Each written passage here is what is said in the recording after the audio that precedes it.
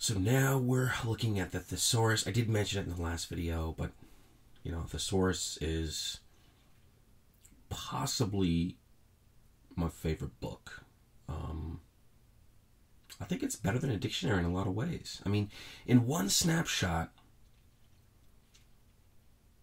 you can see, 10, 15, 20 synonyms, and then a whole bunch of antonyms as well, which that context of even understanding some of those words will allow you to understand what the word that you're looking up is. So you essentially learn, 10, 20, 30 words in one snapshot. Whereas with a dictionary, you're looking up exactly the definition, which is great. But I'm really a big fan of the thesaurus, and I think it's a little underrated. And I truly believe that having an actual dictionary, a written dictionary, and a written thesaurus is helpful in any toolbox for anyone learning a language. And not just, on the web.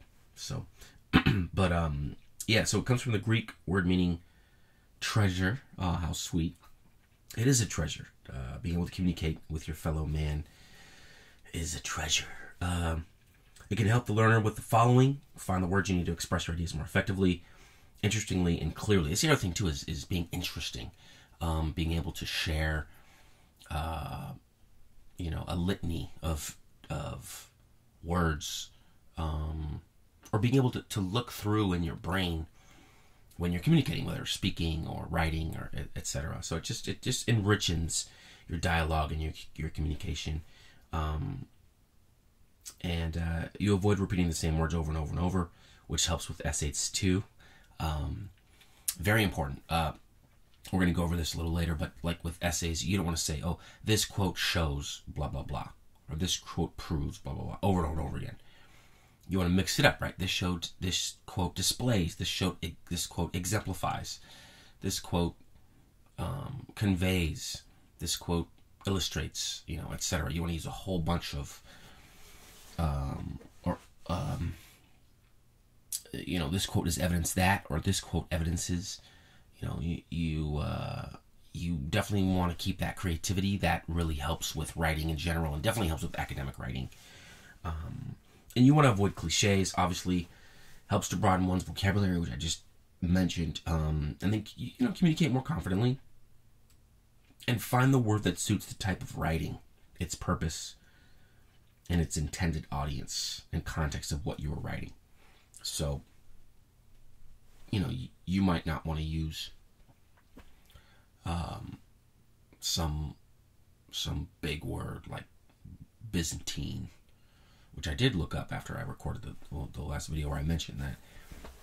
In one of these, I don't know if it was this class or a different one, but yeah, Byzantine did mean what I thought it meant, which is like, just really confusing and just sort of a lot there, and almost sort of but I'm not going to use Byzantine with a certain audience, but then I might use onerous with a different audience. If the material or the book, the book's material is murky or onerous, so it all depends on the audience. So that's the bottom line. Whereas another audience might really respond well to that, or if I can connect that with with sort of the type of language that I'm using in general, or with a symbol or a metaphor, etc. So there's just a lot of benefits to using a thesaurus.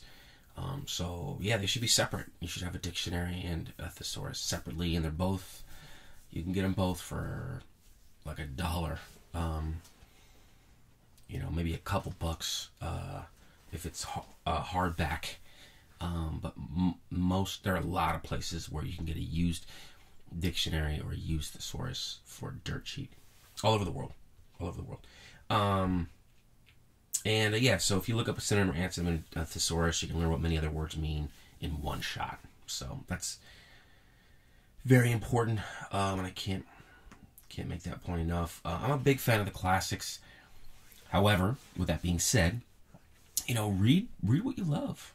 Read the stuff that you really like. If you like contemporary fantasy or contemporary mystery, I would, especially when you're young, I would not steer clear of comic books, but I wouldn't make that like the only thing you read. Just in general. Remember, I'm talking about in general. I'm not talking about the individual, because there might be an individual that only reads comic books and becomes, the greatest comic book writer in history, and he or she, changes, the culture for, forever and ever, So remember, this is just in general.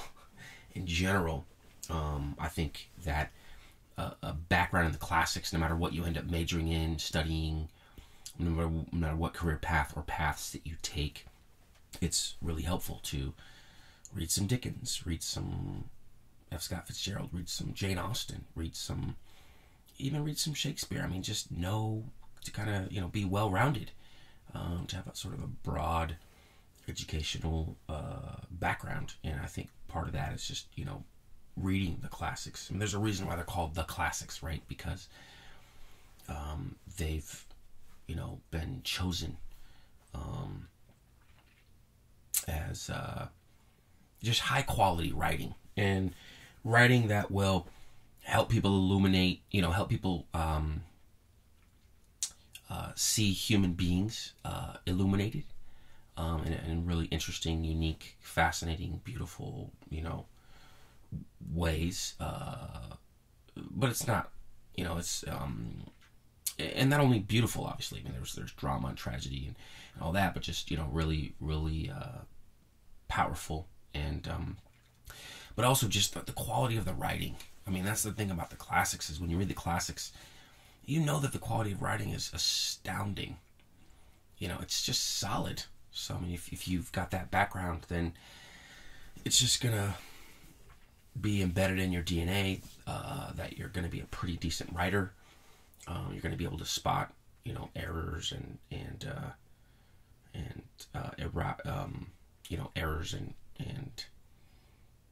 just mistakes much faster, and you're going to be able to see what feels grammatically correct, even if you can't always explain exactly why.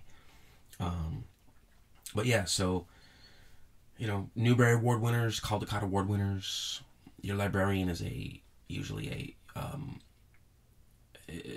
not going to say usually. I'm going to say every time, unless they're like not really doing their job, or not really, they're just like biding their time until they leave. But librarians, they are a wealth of knowledge. I mean, these guys know what they're doing. I think that if you spend time at a library or at multiple libraries, chat with your librarian, and they usually know, oh, this author is in this section. Like they're if they're paying it. I mean, the type of person that goes into the library field, they're not just like receptionists. I've talked to people that they just think that, that librarians like don't really know much, and it's hilarious to me.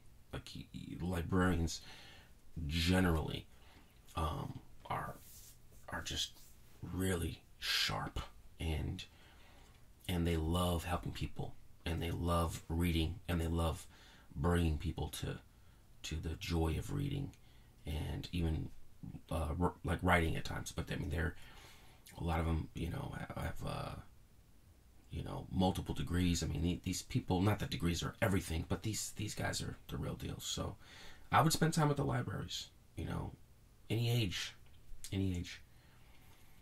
Get your mom or dad or both, or grandparents, whoever, to take it to the library. Just check out the Caldecott Award winners, the Newbery Award winners. There's a lot of really good stuff out there. Island of the Blue Dolphins was great. Hatchet was great. Where the Red Fern Grows was great. You know, and then a lot of these as well. You know, Pilgrim's Progress, Black Beauty, Little Women. A lot of this stuff is good. There's the classics for kids, which my dear mother purchased for me when I was young. They changed my life. I mean, her buying me all those books changed my life. I mean, it's just, I love you, Mom. It's just such a beautiful gift to give your kids books, and it's really, I think it's really valuable, no matter who you are. Yeah, so they were basically the classics, but for kids. So they would, all the adult themes and the foul language were sort of taken out, and it was big print, and there were, you know, photos on every other page, and it was just, you know, it was kind of condensed, the Reader's Digest abridged version for kids. It was awesome. It was a great way to introduce me to literature and reading and you know, wonderful authors and all that stuff. And then I ended up reading those authors, you know, like Huckleberry Finn. I read that, you know, for kids first, and then Tom Sawyer, and then I read it, you know, way down the road when I was older, 18, 20, and I read the actual Huckleberry, the Mark Twain stories, the classics, and much different, obviously, but I was older, so I could definitely, you know, understand and handle the themes that he was tackling in there. But you know, when you're young, Newbery Award winners, Caldecott Award winners. When you're really young, just read anything. I mean, you know, Amelia Bedelia, you know, and you know, when you're but yeah, and then when you get a little bit older, The Giver, Holes, Julia the Wolves, A Wrinkle in Time, etc. And just you know, but the classics are crucial, and I think that but I think that regardless, you know, that you should think about, especially when you're young, you want to consume a lot. You want to create, but you want to consume a lot, because you know you're just learning about the world, and a lot of these people, like, they've been through the world, or they've seen stuff, they've done stuff, they've experienced stuff, and so they're sharing it. So it's wonderful to read about that, you know, as well. So I think that the classics are very valuable, and but reading in general, I think, even though it's a little, I must sound really hokey and old, reading is probably the most important thing you can do when you're young, in my humble opinion. Thank you very much.